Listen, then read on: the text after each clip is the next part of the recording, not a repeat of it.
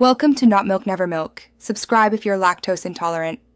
In this video, I will show how to make a waffle quiet book. First, let's gather our materials. You will need several sheets of felt in various colors for the waffle, toppings, and the book's pages.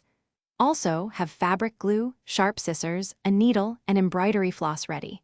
Prepare a square template for your waffle shape, ideally about 6 inches by 6 inches.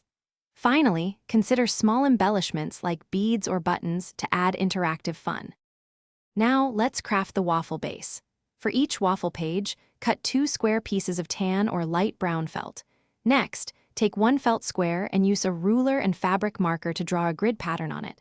Carefully stitch along these grid lines with embroidery floss to create that classic waffle texture. Finally, attach the 2 felt squares together, leaving one side open.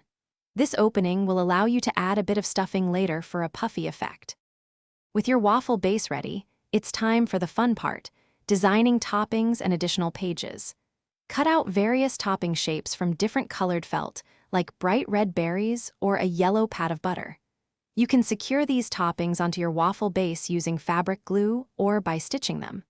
For extra interaction, consider adding hook and loop fasteners to make toppings removable. Don't forget to design other quiet book pages with different activities to keep little hands busy. Finally, let's assemble your quiet book.